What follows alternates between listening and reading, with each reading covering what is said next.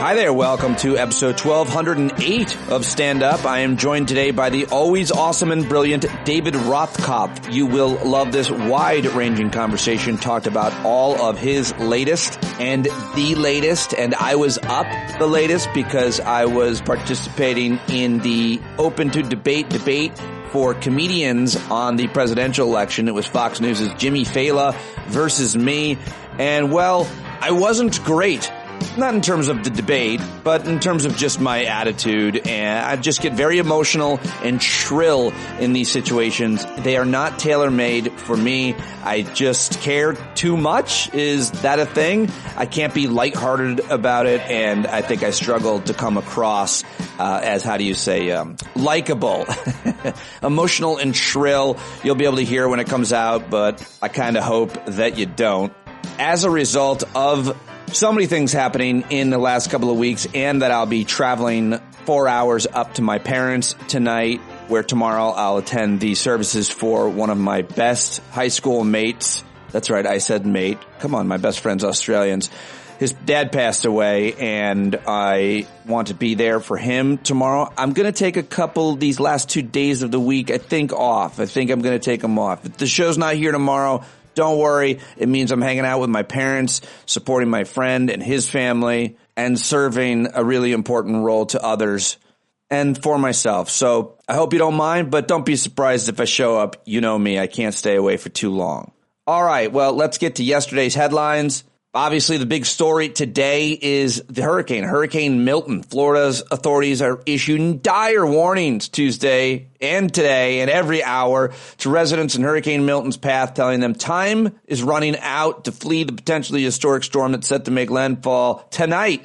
That would be Wednesday night and early Thursday morning. The Category 4 hurricane, bordering on Category 5, was expected to reach Florida's coast between 10 p.m. Wednesday and 2 a.m. Thursday. President Joe Biden has postponed his overseas trip this week due to Hurricane Milton and its projected landfall on Florida. Biden was scheduled to depart for Germany on Thursday and then travel to southern Africa, Angola, returning to the U.S. on October 15th. It would have marked the first time Biden would have traveled to the African continent as a president. So they've got to be pretty disappointed, especially those who work for weeks and months to planning those trips. But he can't be out of the country when a horrible hurricane hits Florida. A tough but probably easy decision for the Biden administration. Yesterday, the Supreme Court signaled it's likely to uphold the Biden administration's move to regulate ghost gun kits that allow people to assemble deadly weapons at home while skirting existing regulations. Hopefully, I'll talk with Eric Siegel about that. And this is good news. The Environmental Protection Agency finalized a rule yesterday requiring water utilities to replace all lead pipes within a decade, a move aimed at eliminating a toxic threat that continues to affect tens of thousands of American children each year. I can't believe that's still a thing. The move, which also tightens the amount of lead allowed in the nation's drinking water, comes nearly 40 years after Congress determined that lead pipes posed a serious risk to public health and banned them in new construction. And more good news from the CDC, which is still a thing. Overdose deaths appear to be declining sharply in the United States, a sign that efforts to combat the scourge of lethal fentanyl, which I talked about with Ryan Hampton last week, may be paying off, even as experts caution that the toll remains unacceptably high and, of course, could rise again. I did want to mention those two good news stories. Let's head to the Middle East, where Israeli leaders still have not briefed the United States on specific details of their military response to last week's ballistic missile attack by Iran, even after military officials have discussed possibly supporting Israeli retaliation with intelligence or airstrikes of their own. This according to U.S. officials interviewed by NBC News. And in a related story, the Israeli military carried out airstrikes on residential building near the Iranian embassy in Damascus, Syria, in an attempt to assassinate a ranking Hezbollah official involved in weapons smuggling, according to two Israelis who apparently topped it in the New York Times. And this is a huge story yesterday, probably the biggest, got the most talk at least. A new book by Bob Woodward says that the disgraced former President Donald Trump secretly stayed in touch with Vladimir Putin. Apparently, they secretly spoke as many as 7 times after leaving office. The book also reports that Trump, while still in office during the pandemic, quietly sent Putin what were then rare COVID test machines for his personal use. a lot more in that book, but with 28 days away, it seems so consequential to know this and to have known this for a long time. A lot of people are dragging Bob Woodward on social media because he held on to this very consequential information, and there's so much more in this book so that he could publish it in a book. It should have been in newspapers months, if not years ago when he got it. That's how I feel about it. Kamala Harris continues to have a small edge on Donald Trump nationally by just a few points with the presidential election just 27 days away.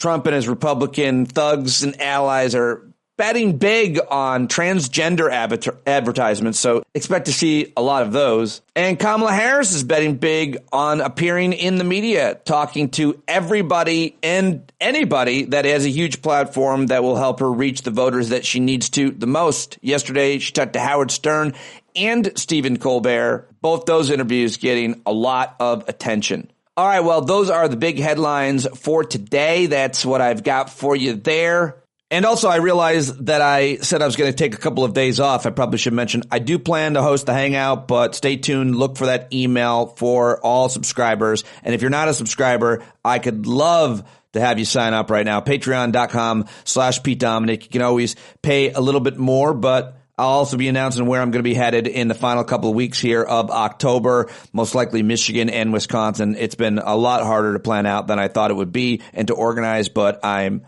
not giving up and really appreciate everybody who sent me extra money to budget for it. So I'm planning on following through on that, and I will let you know ASAP. Now let's get to some of those sound bites I got. Here is Kamala Harris last night sitting down with Stephen Colbert and sharing a beer. They drank Miller High Life, which was hilarious.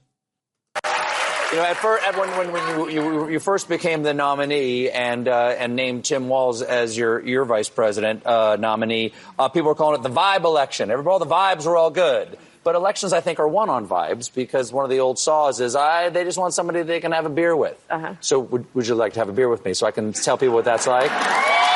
Okay. This was... Now, we asked ahead of time because I can't just be giving a drink to the Vice President of the United States without asking. You asked for Miller High Life. You asked for Miller High Life. I'm just curious. Okay, the last time I had beer was at a baseball game with Doug. So cheers. Cheers. There you go.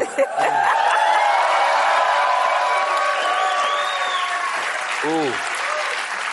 That tastes like the beautiful city of Milwaukee, Wisconsin. Champagne and beers. There you go. I think she was giving Miller High Life a little shade right there. Now they get serious. How about this question? I want to ask you a question that Speaker Johnson recently called a gotcha question. Okay. And it's a question that a lot of Republicans are avoiding. Did Donald Trump lose the 2020 election? It's just... I know it's a hard question. You know, I'm going to tell you what some of the people in my rallies, quite a few people are showing up, by the way. Big rally? You know, when you lost millions of jobs, you lost manufacturing, you lost automotive plants, you lost the election. What does that make you? A loser. This is what somebody at my rally said. I thought it was funny. It's accurate. It's accurate. This is what happens when I drink beer. Now, All right, now Kamala Harris having a great time with Stephen Colbert last night. Here she is in the morning. She sat down with Howard Stern. Here's a little bit of that. So when you went after gang members, I'm talking about people who traffic drugs and this and that kind of thing. Were you ever directly threatened by these people? They said, hey, you better just shut this down or you're going to get it? I've definitely had death threats. Yeah. Yeah. I don't generally talk about them, but yes. Why don't you talk about them? Because you don't want to encourage any kind of nuts out there, or is it because it's just too hard to confront? I refuse to live in fear of the bad guys. Yeah. Well, it's very brave. I'm not doing that. I'm not doing that. Real interesting answer right there. I think that's probably a requirement of all of the jobs that she's had, is that when that fear comes in, you compartmentalize it, you see it, you put it in a bubble, blow it away, and move on to the next challenging scenario. I thought that was a really interesting moment. And this big plan that she announced yesterday, that Medicare could help you take care of your folks, your family members, they could be taken care of at home. Listen to this. Like I announced today, my plan to make sure that Medicare covers at-home elder care, because probably a lot of your listeners are in that sandwich generation. Oh, my God. Where they're taking care of young kids and their elder parents. My mother's 97 years old. I'm not even going to tell you how old I am. I know you think I'm 30, but I am so old, and I have an old mother, 97 years old. The cost is, people don't know this yet. If they're not taking care of somebody elderly, it will bankrupt you. Absolutely. It will right. Your parent will not get the care they need, or you're going to have to leave your job. Right. Which means you're going to reduce your income to, depending on what it is, almost nothing in terms of your household income, to do what you want to do, which is to give your parent the dignity they deserve with care. And can you imagine if Medicare is impacted, or Obamacare for that matter? And look at what Donald Trump has been talking about for years, and look at his Project 2025. People should Google it. I mean, what they're doing and what he's talking about in terms of attacking Social Security, Medicare, undoing the Affordable Care Act, and which means the insurance companies can come back and deny people with pre-existing conditions. All of this is very real and very much at stake in this election.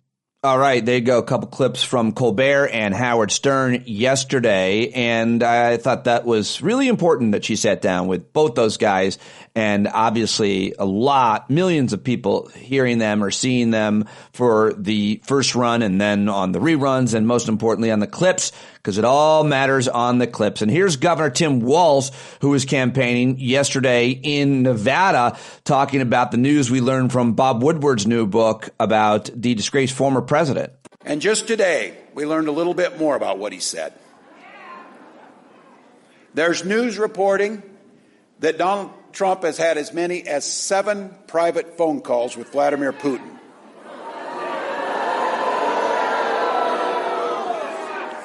I can guarantee you that Kamala Harris and I do not have dictators on speed dial. So,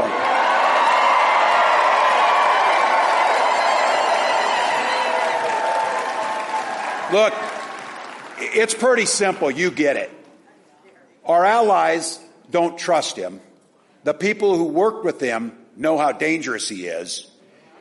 And people like Putin flatter Trump, and Trump looks up to him.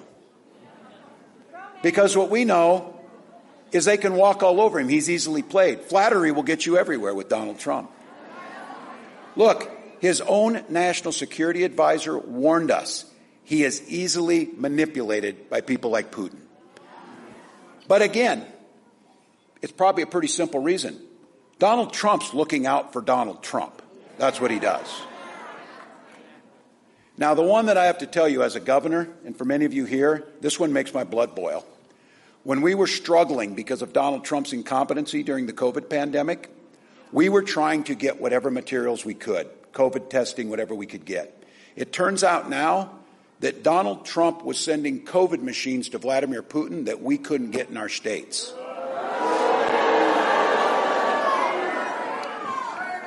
Every day.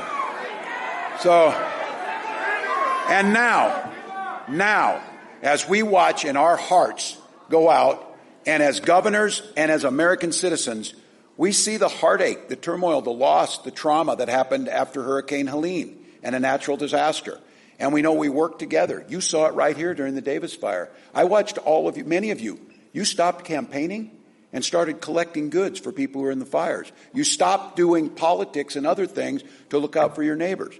But now we've got Donald Trump's staff telling us that Donald Trump was refusing to send aid to disasters until he found out how the people in those areas voted.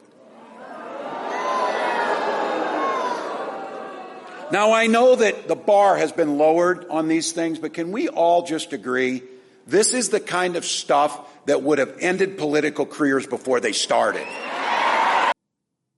Yes, indeed, we can. That's the governor of Minnesota, Tim Walz, in Nevada. And also, I thought this was interesting. Actor Ed Helms was out there with him, campaigning with him. I know Ed from my stand-up days. Of course, he's a big star in movies like The Hangover and television shows like The Office. Anyway, here he is before Tim Walz went on stage. I was joking about The Hangover a minute ago, but in all seriousness, I've actually learned a lot of valuable lessons from my various roles in show business.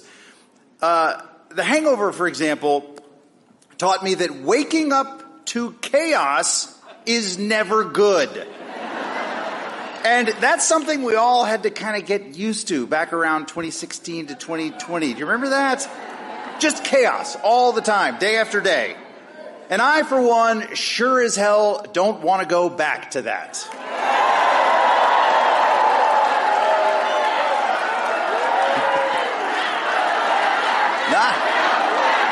Amen. We need leaders like Kamala Harris and Tim Walz who tamp down chaos and work towards practical solutions. They don't just react to problems, they solve them. There's no drama. Right? They're like the cool-headed friend who doesn't lose it when Mike Tyson wants to kill you or there's a random tooth missing.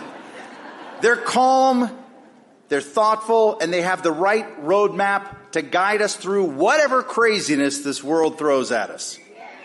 There you go, Ed Helms opening for Tim Walz in Nevada yesterday. I thought that was interesting. Here's Mitt Romney at the Hinckley Institute doing some kind of a talk. I thought this was interesting, and I wanted to grab it and share it with you. They will make a heroic effort to try and do so. I actually don't think that's going to significantly impact the election, but the amount of disinformation is really extraordinary, although it's not just being put out by the Russians and the Chinese.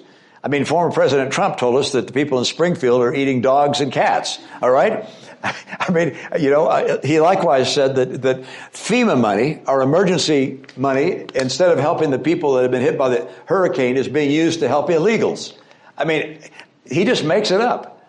And so he is able to spew enough disinformation that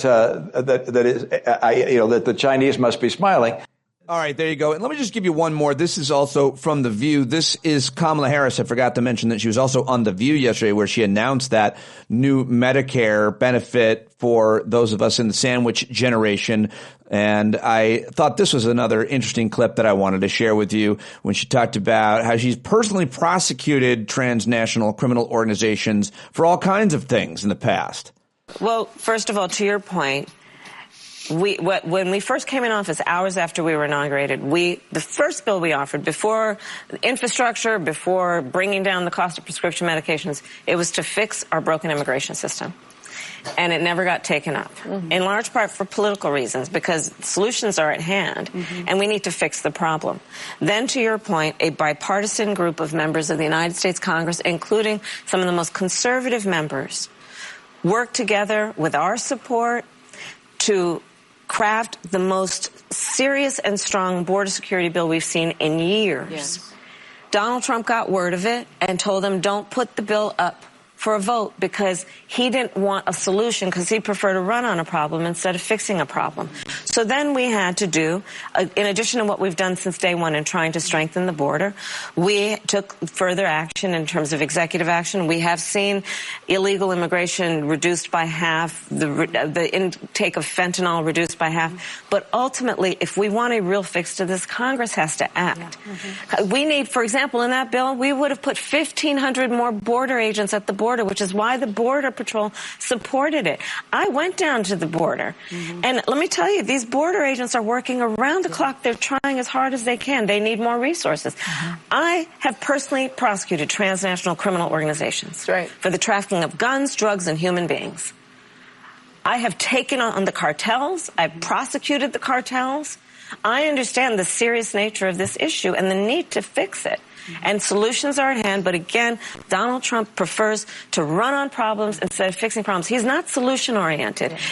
There you go, Kamala Harris on The View yesterday. And now here's our friend Trey Crowder, the comedian, liberal redneck, on how many different lies Trump and MAGA can tell about these hurricanes. 3 minutes from Trey Crowder. All right, y'all. I never thought I would long for the time when Republicans said that hurricanes were just God's way of punishing the gays for partying too hard, but here we are. Yeah, no, apparently nowadays globalists control the weather, and they created Helene in a lab and trained it to target Trump supporters in lithium mines. I don't know. I'd sooner lasso the moon and make sense of it, but I do think it's funny that people like Marjorie Taylor Greene are out there trying to blame weather events on humans, because it won't be long before these people have like bumper stickers on the back of their coal rollers that say, the only man-made climate change I believe in is Jewish deep state murder canes. And you'll see that and think, there's no way this guy's serious. But he will be. He will be serious, because there's nothing these people are more deadly serious about than being wrong and dumb about stuff. And that starts with Trump. Dude, Donald Trump this week, he proved that when it comes to telling lies and stirring shit, he's still in his prime. So many lies, most of it about money. He told his people that rather than use money to help the American people right now, Biden and Harris keep sending it all off to Ukraine, which clearly they don't really understand how government spending works. But also, you tell me that y'all are mad that America's spending more money on bombs than baby formula? Because that's a hell of a thing for y'all to say to us, don't you think? Yeah, imagine going back in time and telling your MAGA buddy you think we should cut back on military spending in favor of helping poor people. Dude, he'd go cross-eyed trying to figure out which slur to call you first, right? But it's not just Ukraine. They had to wrap the border up in all this. Trump told his people that Americans affected by the storm, that they went to Kamala and they politely asked for financial assistance from the government, and she responded by laughing in their face and using it to fund a showcase showdown for Central American drug mules. That's what he said, pretty much. He said that she used FEMA disaster relief funds to house migrants. Not entirely accurate, but also here's a fun fact. In 2019, the Trump administration totally used FEMA disaster relief funds to detain migrants. Yes, that time I said detain, and for your Aunt Tammy, that word makes all the difference. Sure, that money still could have gone to people affected by disasters, but as far as she's concerned, as long as it was used to put a brown kid in a cage and not a hotel room, then everything's peachy keen. So that's always been how they feel about government spending taxpayer dollars, right? If they spend it on stuff that hurts people, that's A-OK. But if they spend it on stuff that helps people, that's AOC level socialism, right? Like Republicans don't even believe in disaster relief, like philosophically. I mean, not unless like a Sharknado hits Wall Street, then yeah, you bet your ass they'll reach for the trusty old bailout bucket. But generally, regular people don't get help by the government. No, that's what bootstraps and church groups are for. They forget disaster relief. Project 2025 don't even want poor people to know when disasters are coming. They want to privatize the weather. They do. So if they win and an American wants to have advanced warning of an impending disaster, they got two choices. They can either upgrade to the premium version of the app, or they can go stand in the yard with their finger in the wind and hope for the best, right? That's the future that Project 2025 and MAGA want for you. So keep that in mind next time they start talking about helping people in times of need. All right. That's all I'm saying. Love y'all. All right. So good. Trey Crowder making a bunch of very, very good points in that 3 minutes, and always love to play those for you. He's real good, obviously. Big fan. All right, now let's get to one more comedy clip. This is Jimmy Kimmel last night on his show, where he, by the way, had Tim Walz as a guest. He weighed in on Melania Trump's book, which was released yesterday. The official release of Melania Trump's new book.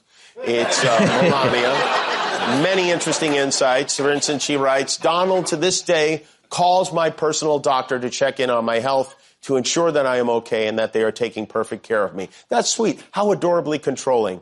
She also calls his doctor to ask, how much longer already? There are a lot of fun HIPAA violations in her book, but the nugget that's getting the most attention is Melania's stance on abortion, which she discussed over the weekend on Fox News. I believe in individual freedom. I want to decide what I want to do with my body. I think I don't want government in my personal business. I'm Kamala Harris, and I approve this message. That's a heck of an endorsement. Well, that was a joke there at the end, but a good idea nonetheless. All right, that's all I've got for you in terms of headlines and clips. Now it's time to get to my conversation with David Rothkopf, who I absolutely love. You got to listen to his podcast, his bevy of podcasts over at the Deep State Radio Network, Deep State Radio. Check them out, the DSRnetwork.com. Of course, go subscribe to his Substack, which I love. I don't miss any article, and I talk to him about several of the latest. That is Rothkopf, davidrothkopf.substack.com, what you need to know now. And, of course, get his books and support David Rothkopf. Everything is available in the show notes to learn more. And follow him on Twitter, where he's a big star, at DJ Rothkopf. All right, let's do it. Let's have it. Let's be it. It's time to get to my latest with the greatest. We love when we get to see David Rothkopf. I have so many questions for you. Thank you for joining me. It's a real pleasure, Pete, as always. So before I get into some of your latest writing at your Substack and at the Daily Beast and what you're twittering on about, I got to get your reaction to the big scoop in Bob Woodward's new book. Apparently, Donald Trump has talked to Vladimir Putin like 7 times since he stopped being president, since he left the White House. I thought there was this idea that we only have one president at a time and there were laws against such things. But why is this? Do you think that's a big deal that he's been talking to Putin? Yeah, of course it's a big deal. I mean, imagine the scene. Trump is at Mar-a-Lago. He's surrounded by national secrets he stole. Who's he on the horn with? Who does he have on speed dial? Vladimir Putin, our biggest enemy. That matters. What's he got to talk to him about? Well, right now, Trump's campaign, which is the only way he's going to stay out of jail, is depending on a flood of disinformation provided by Vladimir Putin. Right now, Vladimir Putin's whole future as president of Russia depends on Trump winning so that he can do the deal, pull out of Ukraine, let Vladimir Putin get it. These guys knew that all along. The invasion of Ukraine was taking place after some of these calls. It's despicable. And frankly, in any other time, any subset of this story would lead to disqualification. But the idea that, and think about this also, Trump was coming out of 4 years in which people were saying Russia, Russia, Russia. And he was saying it's a hoax. Another thing in the book, apparently called War by Bob Woodward, is that at the height of COVID, when Americans couldn't get COVID tests, Trump sent a bunch of tests to Putin. He denied this stuff to Americans. 1 million Americans died, but he was taking care of Putin. My understanding is he sent it for Putin's personal use to keep him safe from COVID, which is a weird thing, because why would Putin take anything that an American president gave him that could be an assassination attempt, for goodness sake? And so, he didn't use it. And so Trump just did it it seems, how could you even do that? Wouldn't you have to, what does he just tell his assistant? You know what? Here's a little package, drop it in UPS. You have to go through proper channels, one would imagine. Yeah, my suspicion is that Putin trusted Trump. My suspicion is, Putin was apparently super paranoid about COVID. Right. And I think he was probably grateful. And this is all part of a bigger story. And, someday we may know the full truth of this. But we know enough of the truth now to not elect Donald Trump. That's for sure. And so let's talk about some of the other things that you have been writing about at your amazing Substack, which we all love. We love to read it. I read it every time they come out. And you've written a really important and thoughtful piece on the anniversary of October 7th. I've been obviously talking about it a little bit on the run-up and on yesterday's show. But you have a lot of hard questions that you ask. This is a real comprehensive piece, rather. And so I'm not sure exactly where to start. But what do you think are the most important questions a year after? Well, first of all, I think a year after, the thing you have to start with is remembering the people who lost their lives on October 7th, remembering that there was a terrorist attack that was brutal, that targeted innocents, that Hamas was responsible for, and that Hamas deserves to be held accountable for. I think, as we look back on it in time, however, there are a lot of questions. How did this take place? Benjamin Netanyahu was providing funds to Hamas. Why was he propping them up? Why were other people going along with this? Why was the southern border left exposed? We know why, because they were focused on doing stuff in the West Bank. But this was the biggest failure of Israeli security since the Yom Kippur War in the 70s. So that's one set of questions. There's another set of questions that have to do with the conduct of the war in Gaza. We've seen, for example, that the Israeli Defense Forces and the Mossad in particular could go after the leadership of Hezbollah and eliminate them in a relatively efficient fashion in Lebanon over the course of a couple of weeks. Why couldn't they do this with regard to Hamas? And if they could have, why didn't they do this? Obviously, there are a whole set of questions associated with the conduct of the war in Gaza, which has led to at least 40,000 deaths. The British publication Lancet seems to think maybe as many as 100,000 deaths. War crimes and atrocities and things like that. Who's going to be held accountable for that? Is anybody in a position to stop Netanyahu from spreading this as he is to Lebanon? And if, the U.S. is trying to stop them, why aren't they doing more to stop them? Yeah. And so on. I mean, there are many, many questions about this, and I think we need to answer them. One final set of questions has to do with, well, who will replace Hamas? Nobody wants Hamas in charge. Right. You need to have a new leadership for the Palestinians. The Israelis are blocking it. If you don't have new leadership for the Palestinians, you can't move forward to rebuilding Gaza. It's going to remain an open wound. If you don't have an agreement that a two-state solution is the only way to go, and the Israelis are blocking that, then you will never actually get out of this cycle of violence that we're in. The United States supports a two-state solution. I think we need to make it clearer to the Israelis that we do. And we need to work with all the countries in the region to what, Tom Friedman yesterday, called the only solution that will work, which is within the area currently controlled by Israel, there need to be two states that are fully functional, one controlled by Israelis, one controlled by Palestinians, respecting each other's sovereignty. And that's a long way off. Right. But it is the only possible solution. Only possible solution, a long way off. And one more thing that you mentioned in this great piece at your Substack, Answering the Hard Questions, is about the rise of anti-Semitism. I mentioned this on yesterday's show, and you write, anti-Semitism is on the rise in the U.S. since 10/7. It must be combated just as Islamophobia, anti-Arab, anti-Palestinian, and other forms of hate must be. But we must also be careful not to conflate legitimate political protest against the Israeli government or against groups like Hamas with hate speech. You write, there's been a cynical effort by some political and special interest groups to promote such conflation.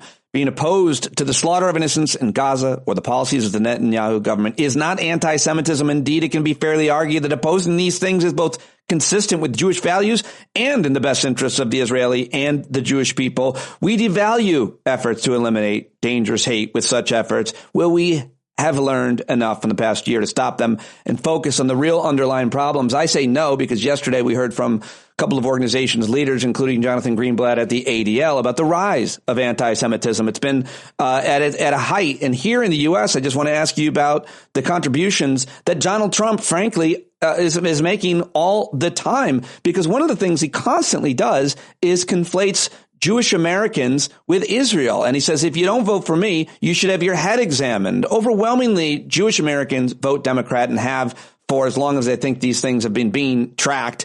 And so what does he and other Republicans do to contribute to the rise in anti-Semitism by painting them that way, much less all the other tropes that we've been hearing about, space lasers and running the banks and media and all of the rest, which is basically being said out loud now? Okay, let me break that down. First of all, with regard to what the Anti-Defamation League said about the rise of anti-Semitism, it's certainly on the rise. It's certainly a scourge. It has been for thousands of years. It needs to be stopped, right? That said, they changed the definition of anti-Semitism in the study that they did so that they are including anti-Israel, anti-Israeli government protests as anti-Semitic. I did not know that. Wow. Some of them might be anti-Semitic, but some of them are legitimate forms of political protest against a government. We can have an alliance with Israel. We can support the people of Israel and we can oppose a particular government, such as this one, which is occupied by extremists. And indeed, it's not in the U.S. interest for this government to behave in the way that it has. Go see the Woodward book quotes about Netanyahu and all of that, which are pretty strong.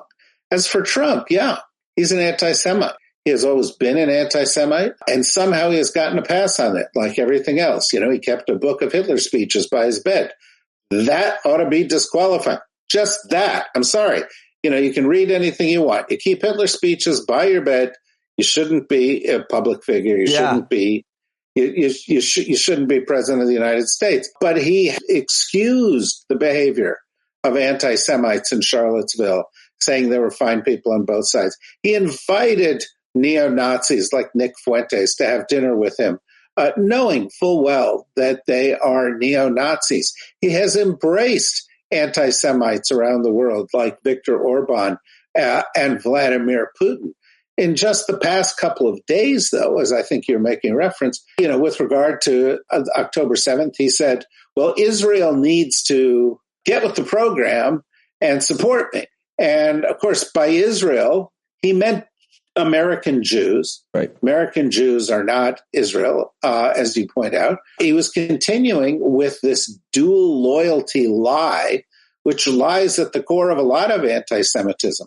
Also, yesterday, he made a statement that should chill every Jew, not to mention every sentient human being on the planet, when he was talking about immigrants having bad genes. Where have we heard that? Immigrants have bad. I'm trying to find the exact quote. I'm sorry to interrupt you, but where you were about to say it, where he said, we've got a lot of bad genes in our country. Where have we heard that before? We've heard it from the Nazis. This is eugenics. This is their whole argument, that they wanted to purify the gene pool. And this is Trump's argument. This, when he says this, it's the same as when he calls migrants vermin, right? Or animals, words that were used by Hitler to dehumanize these people. Now, it's worse now because, of course, he said also that he wants to throw out of the country legal immigrants that he doesn't like. So it's not just people who are here without papers. He wants to go after people who are in programs, presumably like the one that has legally brought a lot of the Haitians to Springfield, Ohio. And he announced now that he's going, I think later this week, to Aurora, Colorado, where he has said the town has been taken over by Venezuelan gangs. Right. Now, these things are demonstrably untrue. Right. Everybody in these towns says they're untrue. But, on Fox, they don't fact check it. And here's the reality. Trump can only win by lying because the truth is his enemy. Yeah. It reveals him to be a horrible person, a bad president, crook, a racist, a misogynist, a rapist. And so he is moved. It's like somebody having a psychotic breakdown and moving entirely out of reality and into a fantasy world because they can't handle the reality. The problem with this particular psychotic breakdown is that 40 million Americans have followed him into it. Yes. Well said. Well said. All right, let me ask you about quickly. I don't think we need to spend a lot of time on this because you basically wrote that we didn't on the run up to it and after. The vice presidential debate that we talked so much about, does it matter? Well, we'll see if it matters. I don't know that the debate itself is going to move the needle much in one direction or another. There are some post-debate little fora, focus groups in which, Tim Walz seemed to do pretty well. The right-wing media was just amazed that J.D. Vance did not froth at the mouth and bite Tim Walz on the neck, So, I guess, that is what passes for a victory in Trumplandia. But, having said that, there are things that came out during the debate that remain alive. So, for example, one thing was Walz saying to Vance, did Trump win in 2020 or did Trump lose in 2020? And that has remained an open issue. He has pinned something to him that has stayed with him. Yes. And so I think in that respect, it remains a relevant discussion. Why does that question matter? Why should journalists continue to ask surrogates of Donald Trump that question about the election? Well, because it's not, do you accept the election or do you not accept the election? It's kind of, cognitive test, man, woman, TV, whatever, like we all saw this. We know this is true. Did you see it? I mean, it's interesting in that respect. But I think the more important thing is this, that what Trump did was he tried to overthrow the government of the United States. He tried to say, no, the people are not in charge. I don't care what they voted. I am going to hold on to this office by means of deception, subterfuge, and violence. And that's a coup, right? And part of that coup is saying that he won. And the fact is that every single person who says, we can't say whether Trump won, or let's focus, this is Vance's thing now, let's focus on the future. All those people excusing Trump are not excusing the big lie. They're excusing the coup. They're not excusing the big lie and the coup. They're participating in the coup. Yeah. And they're setting us up for another one after this election. And so this is really at the core. There's an assault on democracy. These guys are leading it. And the pointy end of their spear is lying about election results. And that's why it always has to be challenged. Really very important, obviously. So I wanted to just dig into, I think, one of your more recent pieces at your Substack, davidrothkopf.substack.com. Need to Know by David Rothkopf. You should be subscribing. You should be paying for it. He's always so generous to join us. This piece is called It's Not Going to Be Easy. Campaign 2024's greatest challenge is deeply personal. And as I read it, I got angrier and angrier. It seems like you were pretty worked up or emotional when you wrote it. And I love that. Can we capture that same emotion and anger here about this piece and why it's so deeply personal, this election? Well, because, it's not about politics. It's not about politicians. It's about your family. It's about whether a woman in your life can control her own body. It's about, whether the government is going to take away, as Trump wants to, the National Weather Bureau and NOAA, and you will be more exposed as there are more big storms that are bearing down on America. Are you going to support people who are anti-science when there's another pandemic?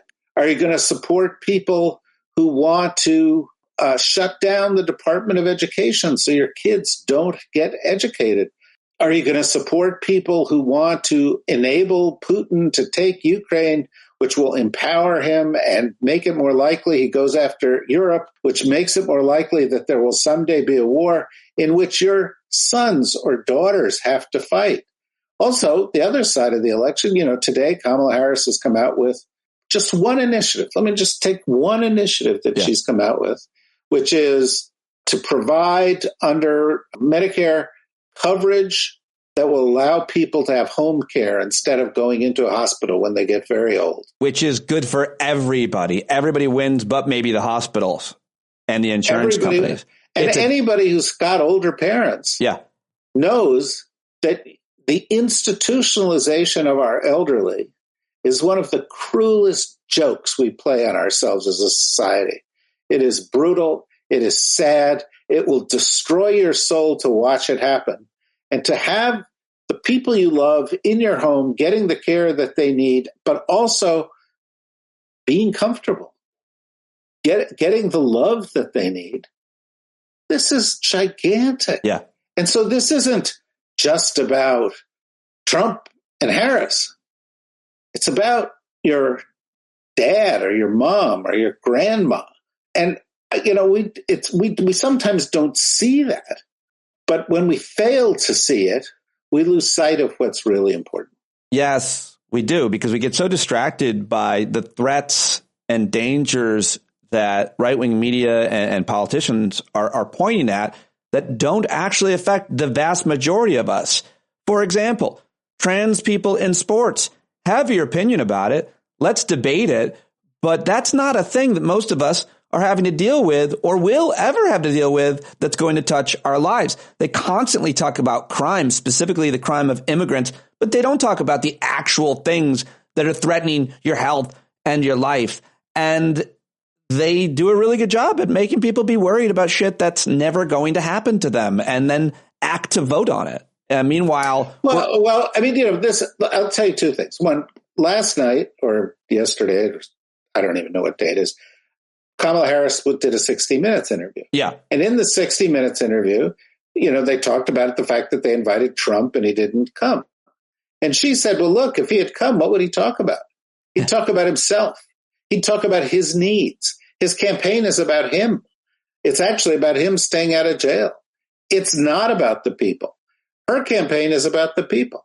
I also saw today a poll result that said still more people think that Trump cares about their needs than she does.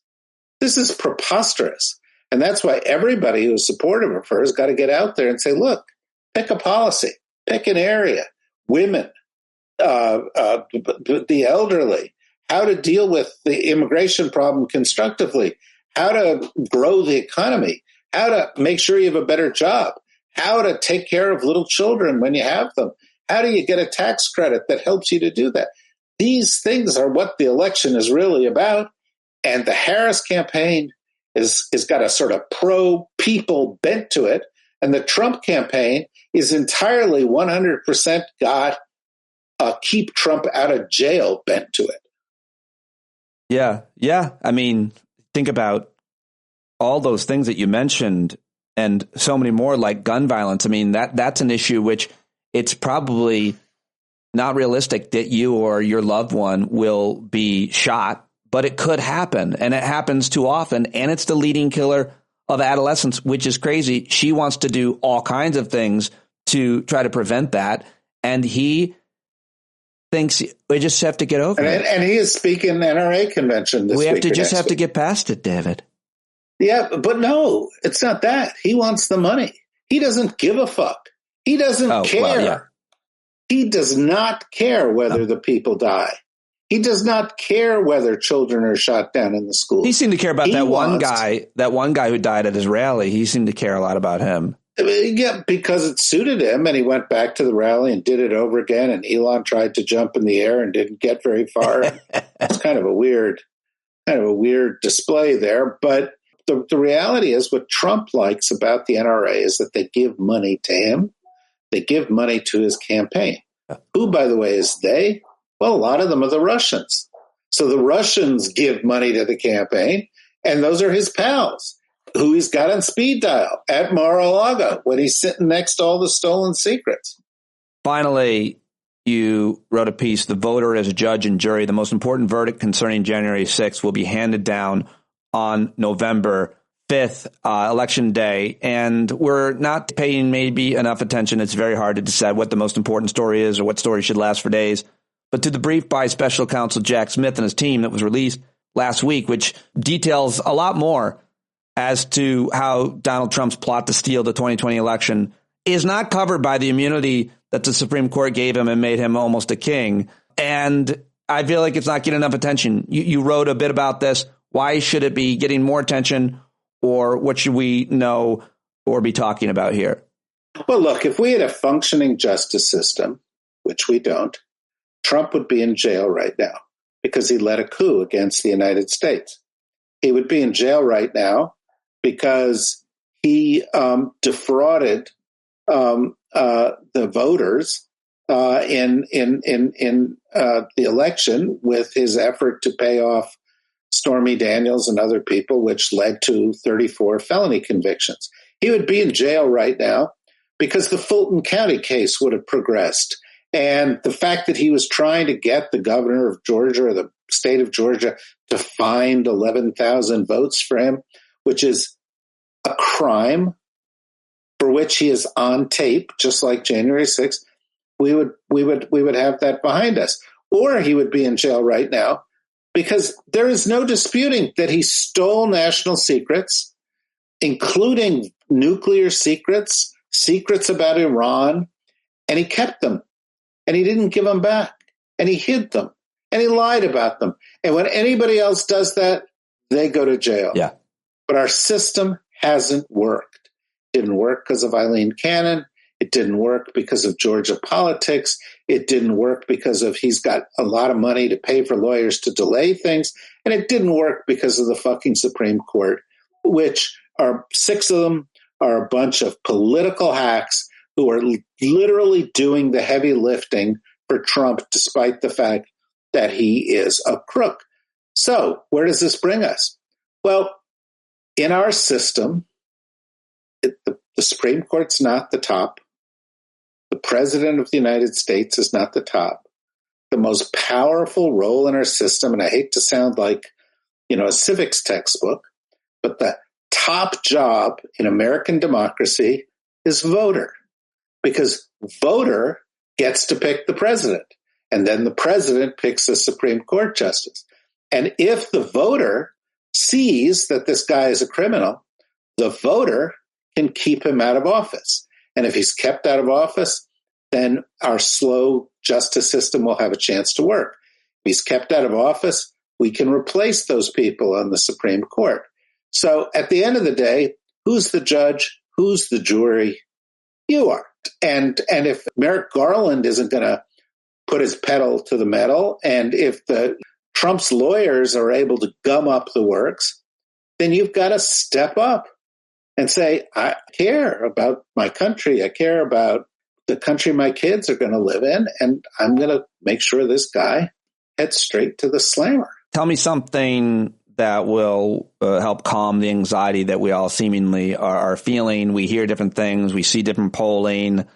We are shocked at everything that Trump and his running mate and his supporters are saying and doing each and every day, and how anyone could possibly even imagine supporting them to run a franchise of McDonald's, a town, much less the world's most powerful country. Tell me something good today.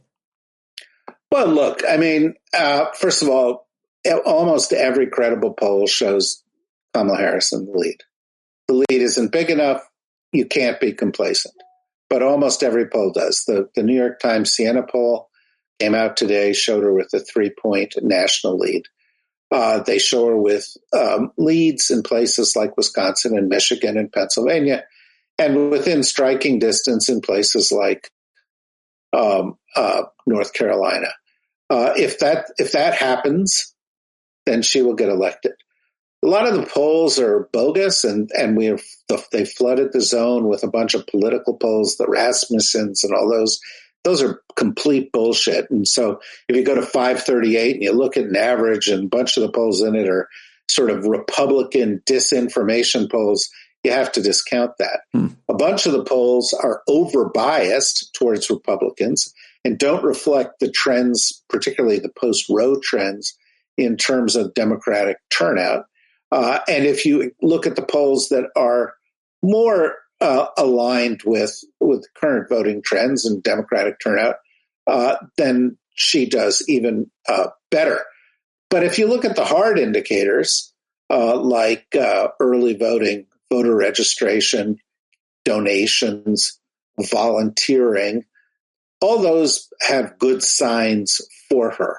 I also think that, some substantial number of the Trump people out there are lying.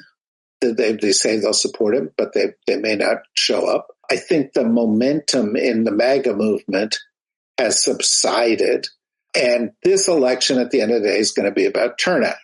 So the most important thing that you can do is you take all this info and you look at it and you analyze it properly, and then you go and you say, I did everything in my power to ensure that me and everybody I influenced turned out and voted.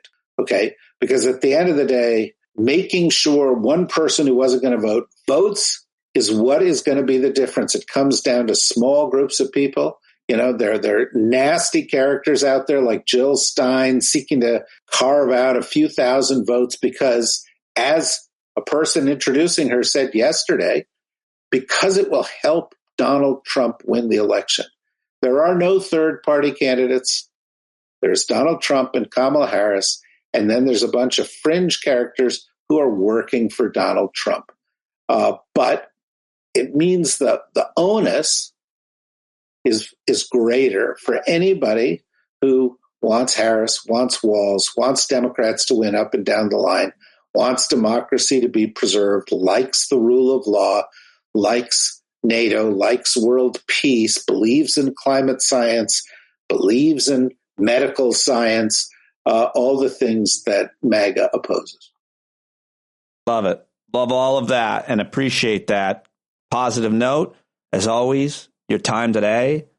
And thank you. We love David Rothkopf here at Stand Up, and we hope everybody is listening to Deep State Radio and reading the blog and supporting all of your work. You're a kind, gentle, thoughtful man. You've helped me with this debate I'm doing. You're a good friend, and I'm very grateful for you. What is the debate? I mean, like who are you debating? So it's me versus Jimmy Fallon of Fox News. He's like a comedian. He's a stand-up comic who they hired to kind of like be on panelists and host like a Saturday night show to like sit in for Greg Gutfeld. So he's like of the Gutfeld genre of comedians. And I knew him back in the day. We were always friendly. I haven't talked to him in years. But it's supposed to be like more lighthearted and funny, and that's going to be that's hard to do because it's so serious. So I'm just going to make fun of Trump. Well, you have a very good Trump impression that you do. I know. Yeah, that'll come in handy. Yeah, I just think I'll break into that probably quite a bit and just say things he actually said and believes. Yeah, well, good. When is it? Tonight. Very exciting. Yeah. We'll break a leg. Thank you. And win one for our side. Somebody said to him on Twitter, break a leg, Jimmy, and break Pete Dominic's too. Like that's the Trump supporter has been loud and clear on this one. Well, I hope you come away from it uninjured, but it's, you know, there's 4 weeks to go. We are down to the very wire on this. So every bit helps. Yeah. Thank you very much. Appreciate all of your bits. You appreciate my bits. Okay. All of the bits that you're contributing. Yeah, no, and the British, that's not what that means, really. All right, there you go with David Rothkopf. Sorry for ending that abruptly, but I think you get the drift. That's all I've got for you today. Headlines, clips, and a great original interview with a real smart person who has a lot of analysis, expert analysis on the important issues that matter to you, your family, your country, your community. That's what we try to do here every day. Tell your friends to subscribe because this is an independent daily podcast with someone that you can trust, that has the credibility of years of broadcasting behind him. Okay, that's it. That's my read for me. That's all I've got for you. And hopefully I'll see you tomorrow night. May or may not be shows the next couple days. And stay tuned to the Stand Up with Pete Dominic Discord chat where I'll break news first about shows coming and going, as well as the subscriber email that I send out every day with a beautiful shot of vitamin N today from Anthony Ricciardi out there in Pennsylvania in his tree stand. It was beautiful. I hope you are subscribing to get those via vitamin N. Did you hear my voice just crack? I just caught that. Did you hear that? All right. You know whose voice never cracks? It's John Carroll, everybody. JohnCarroll.org, singer, songwriter, writes all the music. We know him. We love him. He's part of our community, and he sings us in and out every day. Take it away, John.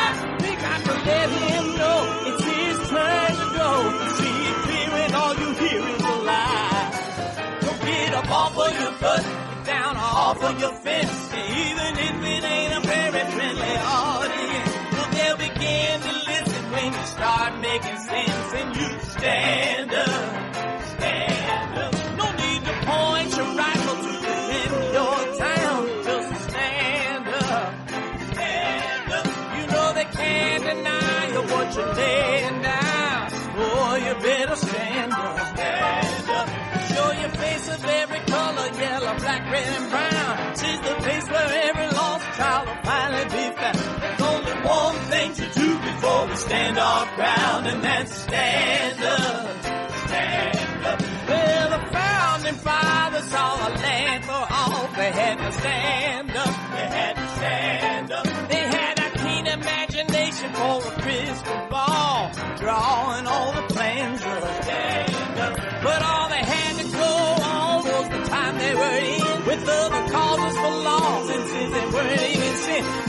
said change was gonna come before the change could begin. They had to stand up. All right, they had to stand up. We got to stand up. We got to look the devil square in the eye. We gotta let him know it's his time to go and make it clear when all we hear is a lie. Why you lying awake wondering where the money all went? It'll be the cost of freedom that'll go unspent. You can see him flee the scene of that experiment if you stand up.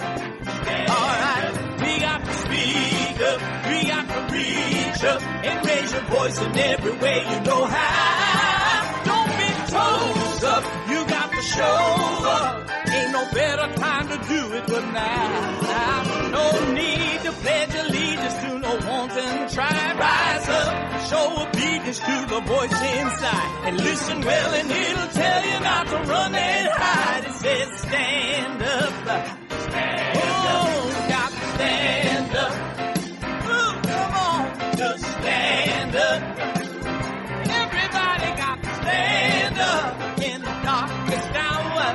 Stand up. People got the power. Stand up. Come on, come on, come on. Come on, come on, come on. Come on, come on, come on.